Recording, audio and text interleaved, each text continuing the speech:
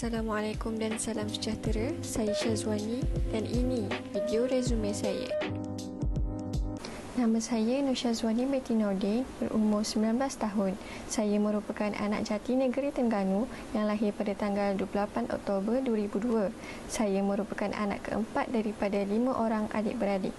Saya merupakan pelajar lepasan SPM 2019 dengan memperoleh pencapaian 3A di Sekolah Asrama Harian iaitu Sekolah Menengah Kebangsaan Tengku Lelas Negara Terengganu. Kini, saya melanjutkan pengajian di Kolej Matrikulasi Pahang dalam aliran sains yang merangkumi subjek biologi, kimia dan juga fizik. Sejak di bangku sekolah lagi, saya merupakan seorang pelajar yang komited dan aktif dalam bidang akademik maupun kokurikulum. Semasa di sekolah, saya telah memegang jawatan sebagai ahli jawatan kuasa dalam Persatuan Badan Beruniform Kadet Polis dan juga Kelab Kewartawanan. Saya juga aktif dalam bidang kokurikulum seperti saya menyertai pertandingan pantun peringkat daerah dan juga pertandingan choral speaking di peringkat negeri. Selain itu, saya juga aktif dalam sukan bola jaring sejak di bangku sekolah rendah lagi. Saya mula menyertai sukan bola jaring pada umur 11 tahun sehingga 19 tahun. Bermula pada umur 14 tahun, pasukan saya telah menjadi juara sebanyak 4 tahun berturut-turut. Itu adalah pencapaian yang agak membanggakan bagi diri saya dalam bidang sukan. Pada peringkat matrikulasi, saya mengajukan program virtual run peringkat kolej dan juga menyertai pertandingan orienteering peringkat kebangsaan. Saya merupakan seorang yang bermotivasi tinggi, mudah bergaul, mampu bekerja dalam kumpulan dan juga suka akan cabaran. Di samping itu, saya juga mahir menggunakan aplikasi seperti Microsoft Word, Microsoft Excel, Microsoft PowerPoint dan juga Canva. Saya begitu berminat dalam mempelajari bidang bahasa, terutama bahasa Inggeris, dan menjadi guru bahasa Inggeris merupakan cita-cita saya. Saya juga berhasrat melanjutkan pengajian di peringkat ijazah dalam bidang pendidikan bahasa Inggeris di Universiti Putra Malaysia UPM yang terletak di Kuala Lumpur. UPM juga telah menjadi universiti pilihan saya sejak di bangku sekolah lagi. Saya yakin UPM mampu membantu saya menjadi graduan yang cemerlang. Jika saya memenuhi ciri-ciri untuk menjadi graduan di UPM, boleh hubungi saya di nombor telefon ataupun email di bawah. Terima kasih kerana menonton video resume saya.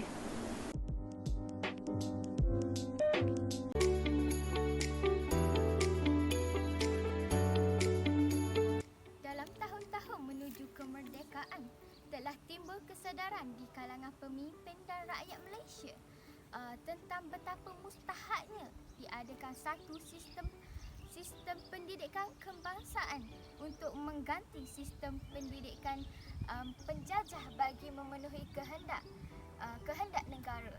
Atas kesedaran inilah lahir satu dasar pendidikan iaitu pelajaran kebangsaan melalui Penyata Razak 1956 dan dimaktubkan dalam Ordinan Pelajaran 1957. Dasar pendidikan ini telah disemak semula dalam tahun 1960 yang menghasilkan Laporan Rahman Talib. Laporan Rahman Talib ini kemudian dimaktubkan dalam Akta Pelajaran 1961. Kemudian sebuah jawatan kuasa kabinet telah ditubuhkan dalam tahun 1974. Ini bagi mengkaji semula dasar pendidikan dengan tujuan untuk memperbaiki pelaksanaannya. Laporan jawatan kuasa ini telah diterbitkan dalam tahun 1979. Objektif dasar ini dinyatakan dalam pendahuluan Akta Pelajaran 1961, iaitu seperti yang diisytiharkan dalam Ordinan Pelajaran 1957 ialah untuk menubuhkan satu sistem pendidikan yang akan dapat memenuhi keperluan negara dan menggalakkan perkembangan kebudayaan, sosial, ekonomi dan politiknya. Selain itu, menyatupadukan kanak-kanak sekolah berbilang kaum dan menyediakan tenaga kerja bagi keperluan ekonomi. Seterusnya, objektif-objektif ini diperkhususkan lagi apabila jawatan kuasa kabinet ditubuhkan dan bidang tugasnya ditetapkan. Hal ini dapat memenuhi keperluan tenaga rakyat negara ini dalam jangka masa yang panjang dan pendek, serta melahirkan masyarakat yang bersatu padu, berdisiplin dan terlatih. Akhir sekali, melahirkan insan yang berilmu, berakhlak, seimbang dengan harmonis bagi mencapai kesejahteraan diri serta memberi sumbangan kepada keharmonian dan kemakmuran masyarakat dan negara. Strategi dasar pendidikan. Strategi yang pertama adalah untuk menjadikan bahasa kebangsaan sebagai bahasa pengantar yang utama. Fungsi bahasa Melayu dalam sistem pendidikan telah dirumuskan oleh Akta Pendidikan 1961, lanjutan penegasan perundangan terhadap Penyata Razak 1956 dan Laporan Rahman Talib 1960. Bahasa Melayu berfungsi sebagai bahasa kebangsaan yang menyatukan rakyat termasuklah pelajar sekolah.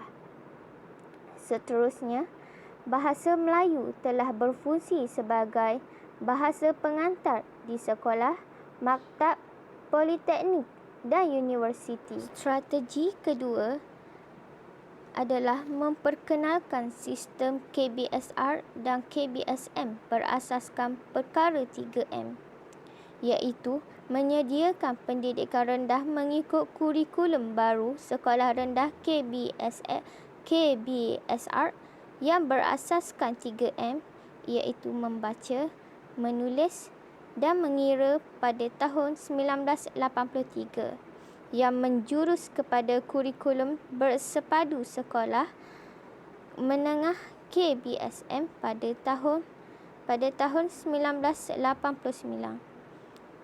Matlamat utama kurikulum baru ini adalah untuk melahirkan individu yang seimbang dari segi ilmu pengetahuan, kemahiran yang sesuai dan mempunyai moral serta nilai etika yang kukuh. Strategi yang ketiga adalah memperluaskan pendidikan vokasional dan teknik. Dasar pendidikan kebangsaan mengambil langkah memperluas pendidikan vokasional dan teknik melalui penyusunan semula kurikulum sekolah vokasional pada tahun 1978. Ini bagi memperluaskan pendidikan vokasional dan teknik bagi memantapkan kemahiran dalam kalangan pelajar. Seterusnya, mempelbagai dan memperbanyakkan kemudahan pendidikan di peringkat universiti, terutama dalam bidang sastra gunaan dan sains gunaan. Strategi yang keempat adalah mengadakan kurikulum dan sistem peperiksaan yang sama. Ini dilakukan dengan menyelaraskan sukatan dan rancangan yang hendak diajar oleh guru terhadap pelajar sekolah. Sukatan ini diselaraskan tanpa mengira jenis dan kategori sekolah.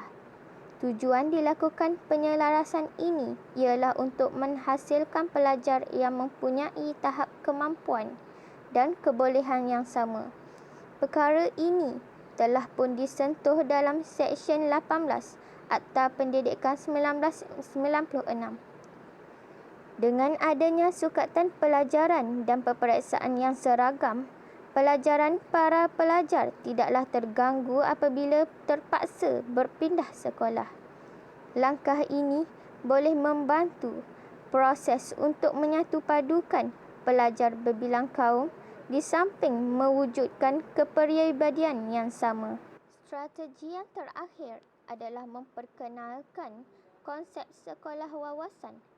Tujuan penubuhan sekolah wawasan adalah untuk mengeratkan perpaduan yang sudah sedia terjalin kukuh di kalangan rakyat Malaysia. Penekanan semangat perpaduan dan integrasi antara kaum sejak kecil lagi, iaitu di bangku sekolah rendah, akan lebih memudahkan. Selain itu, tujuan penubuhan sekolah wawasan juga adalah untuk menghayati tujuan penyata razak.